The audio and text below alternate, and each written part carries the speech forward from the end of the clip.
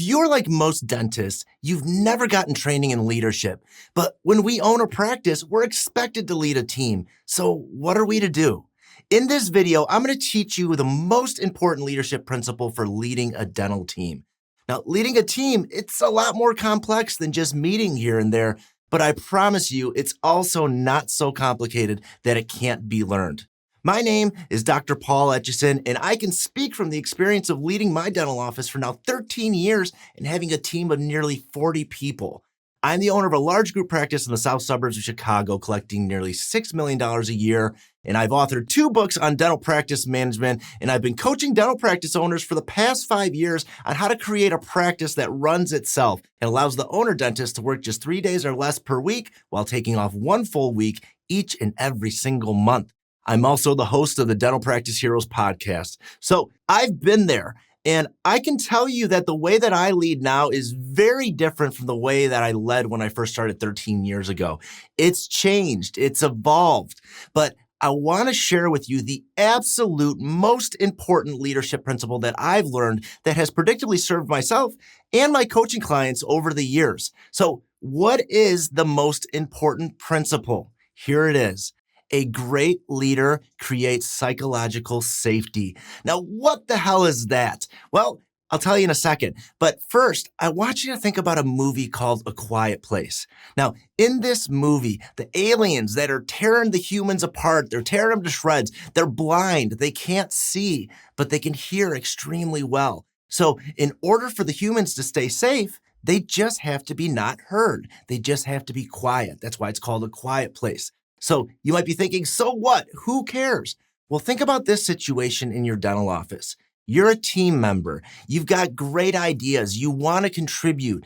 And during a meeting, you want to say something to the team. You've got a suggestion, but you're worried that it might come off stupid. You're worried that you might be seen as like disruptive, or maybe your idea isn't that good, so you're nervous. So you don't really want to take that risk. You want to stay safe. So what do? Well, you stay quiet. Just like in the movie, if you stay quiet, you stay safe. But the problem is when you stay quiet, you then rob your team of the opportunity to hear your idea, to collaborate, to become better. And that's how dental teams improve. So we don't want anyone to stay quiet. Now, where does this team member's fear come from? Well, it's a direct result of you as the leader not creating a work environment that is psychologically safe.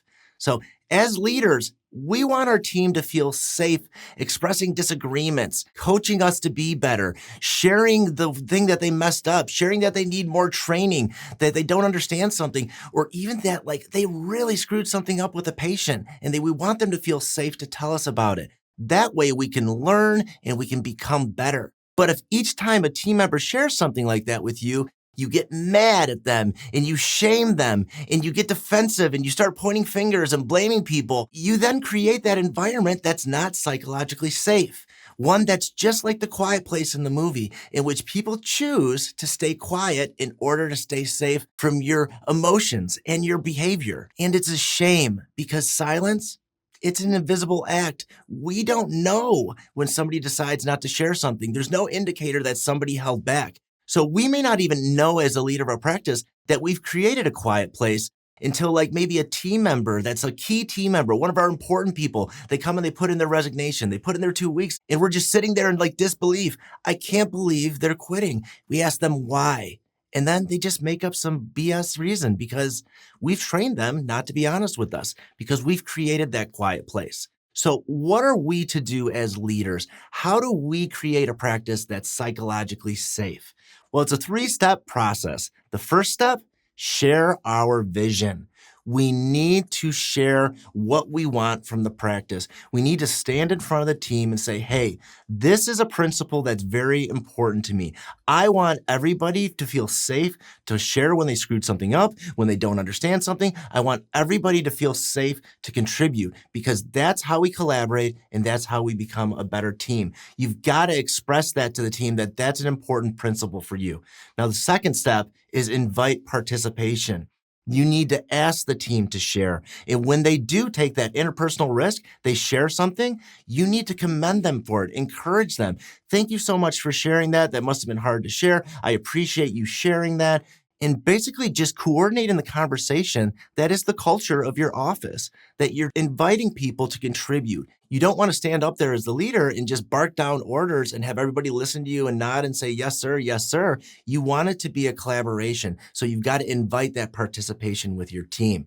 And number three, we've got to respond productively when somebody does share something. So this means that if somebody says something bad happened at the office, that you don't go around pointing fingers. You don't act like a little child, pounding your fists and getting all upset and emotional. If somebody shares something with you, says maybe somebody's giving you some feedback, you don't immediately get defensive. You've got to pause and say, how can I respond in a manner that encourages more discussion like this? Because you want that discussion. That's what's going to make your practice extraordinary. So psychological safety, it's a lot like trust. It's like building trust. It takes multiple interactions over time to build it.